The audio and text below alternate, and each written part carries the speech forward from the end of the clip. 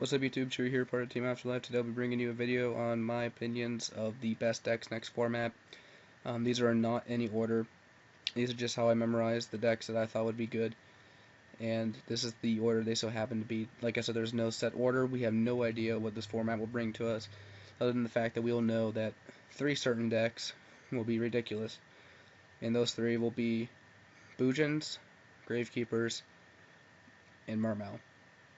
Other than that, we have no idea what this format will bring. I believe that Fire Fist and Geargia and Prophecy will be good this format. I may be dead wrong.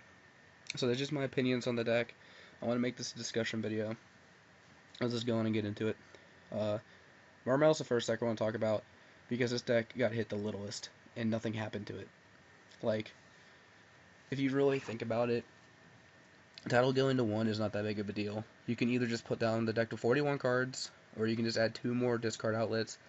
Don't know what you would add in, probably like Fishborg Launcher or something, I don't know. I haven't touched Mermail in a while, I don't know how they're able to play anymore. But 3 Tidal, big deal. 1 Tidal, big deal. Nothing happened. This deck will be insane at the beginning of the format, which means Ophion.decks will be a little bit more popular for the beginning of the format. Then once we get Legacy of the Valiant, I think Ophion.deck will disappear. Bear.deck, however, will be really prominent throughout this entire format. Wolfbark, in case you guys haven't been not catching on, but haven't been paying attention, has skyrocketed. Is about a $40 to $50 card. Like, seriously, 40 to 50. That's a really big price jump from 24 bucks, I think is when they were, when it was mid-November, because Fire Fist weren't doing anything. They didn't really could do anything, in all honesty. Like, Dragons just shit on them. But now, with Dragons quote-unquote gone, I know some people are running the Mythic Ruler version, but I've tested it so much, and I've never done good with it. It's just a bad deck. But with the Dragons gone, more or less, and having a really good Mermail matchup, Fire Fist will be a really good deck this format. Yamato dot deck, or Boojins. I don't know how I feel about this deck. I've tested it a little bit, and if you don't have Yamato, you basically lose. Yamato is one of the most ridiculous engines I've ever seen. This card is the Boojin engine. Now, if you don't summon Yamato, like I said, you pretty much lose. It's as simple as that. But I'm pretty sure a lot of Boojin players would disagree with me. However, Boojins, once we get the support, definitely the support from Primal Origins, or maybe it's Legacy of the Valiant, I don't remember, but whenever we get the new Boojin card, I think it's Tsukiyomi, and Asgard, whatever the hell it's called. Actually, let's look it up right now, if this wants to search.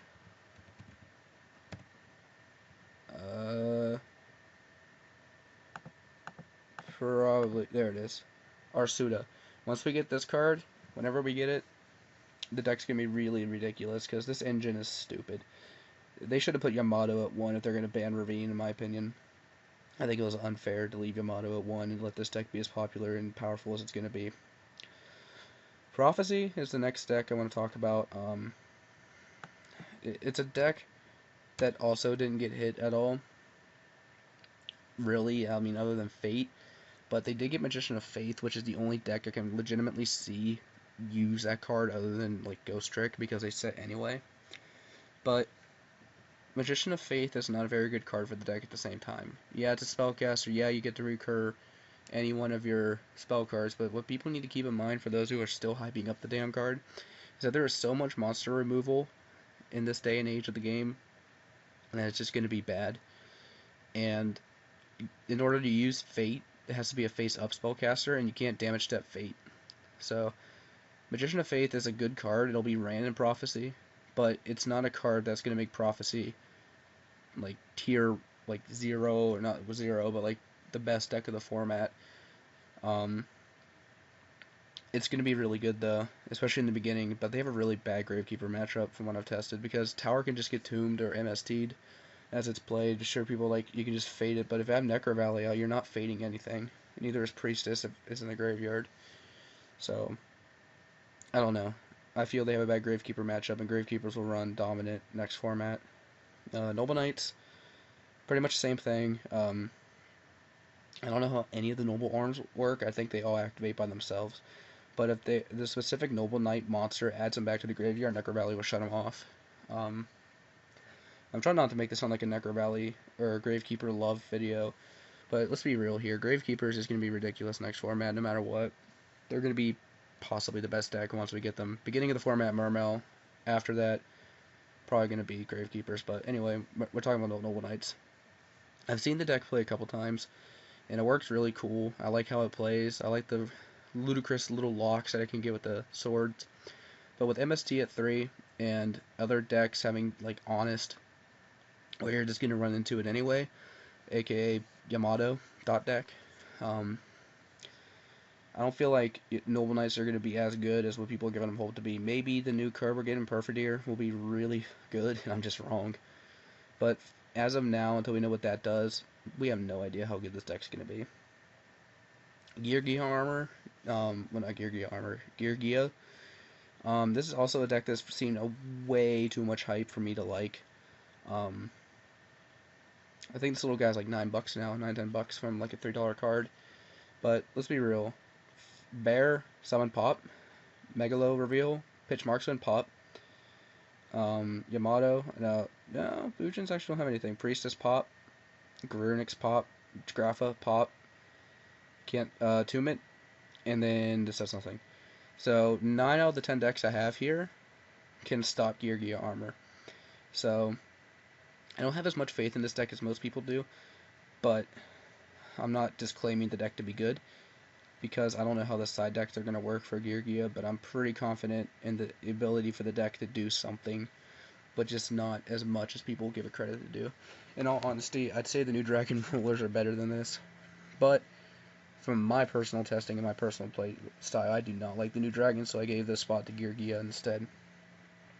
Fire Kings, ridiculous. This deck is fighting Mermails, in my opinion, to be the best deck. Garunix is fucking stupid. That's all I got. Garunix is just a dumb bullshit card. That's all I really need to say about this. Garunix is stupid. The deck's stupid. I love the deck though. I love playing it, but I don't like what it had an impact on Wolfbark, and I don't like how it had an indirect impact. I know probably why Wolfbark is going to go to 1. Rekindling will probably be, if this deck pushes as much as it's going to, in my opinion, Rekindling's probably going to get banned this format too. I don't know. But Fire Kings, really stupid deck, and I hate to see how good it is. Dark World is a really underlooked but really damn good deck. It's been a good deck since it came out. It's just that you can't control how good it is. That's something that people don't ever understand. These two decks right here, you will never control how good they are. They will control themselves. Dark Worlds will either draw you God, or they will draw you shit, or they'll draw you decent enough to where you can stall out until you get Grapha. Other than that, these two decks really just suffer at themselves. There's nothing you can do to change it. There's nothing you can do to stop it. The decks will always lose to themselves, and they'll always lose to a good player who knows how to play around them. However, Dark Worlds have a really good toolbox this coming format. They have access to Skill Drain, which 6 of these decks really get hurt by Skill Drain. They also have a counter field spell for Necro Valley and Mansion. They also have a really big beater in form of Grapha. They also have Deck Devastation Virus, which really hurts a lot of these decks.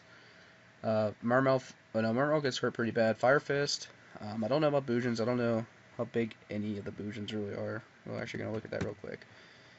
So most of the Bujins are actually bigger than DDV, but Gravekeepers and Ghost Tricks get absolutely wrecked by Deck Devastation. So, in my opinion, Dark Worlds will be a really, really powerful, really underlooked deck this format. And I've tried stressing this to as many people as I can, but they just won't listen to me. Next up, best deck of format after Legacy, Gravekeepers. This deck gets retarded. Like, I am terrified to play against this deck. Like, they have their own emptiness, and they have their own Infernity Barrier. What more could you want for a deck? That's all I have to say about the deck. It will be really stupid good. It will never be able to OTK push like any of these other decks will. Well, Prophecy and Fire Kings and Ghost Tricks will definitely never OTK. But more or less, well, Fire Kings can't OTK because of Rekindling, so basically it's just Ghost Tricks, Prophecy 90% of the time, and Yamato dot deck will never OTK. But for the most part, Gravekeepers will be probably the best deck. They just have so much control options, and the way their deck can be played can be altered so much depending on the meta. So, Gravekeepers, definite pick for #1 deck in my opinion once we get past Legacy, but Mermails will probably be second best, or probably still best. Mermail is just going to be dominating. And then the final deck I'm going to talk about is my personal love interest right now, and it's Ghost Tricks. Ghost Tricks get a really busted card called Ghost Trick Roll Shift. I don't know if we're going to get a name change, but for those of you who don't know, during the battle phase, you can either set a Ghost Trick and flip a card face up, or flip a Ghost Trick up and then set a card down. So, well, it's opposite. I don't know, whichever word I just said. You know what?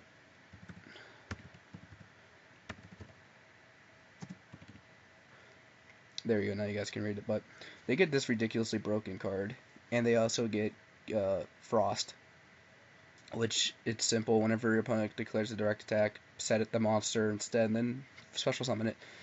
Then we also get another broken card called Mary, which you take any form of damage, discard it, get a Jiangshi face down. It's really dumb. So, well, anyway, those are my decks for the upcoming ban list and meta. These are the 10 decks I feel will have the most success during the format, or will have better chances of other decks. If I were to put them in any order for pre-Legacy, it'd probably be this order. And then after Legacy, it's definitely going to be this order. Like, this just comes out, and then this is like right here somewhere. So, yeah. That's my top 10 decks. If you guys like the video, please leave it in the comment section down below what you thought, and then just thumbs up the video. Hopefully more content will be coming more often. Just been really sick as of late, and been planning a trip to Atlanta. I'll be going, and I'll be playing Fire Fist most likely, or Dark World. So, yeah. Like I said before, if you guys enjoyed, remember to comment, rate, subscribe, and let me know what you think about the top 10 decks and your opinions. Later, YouTube.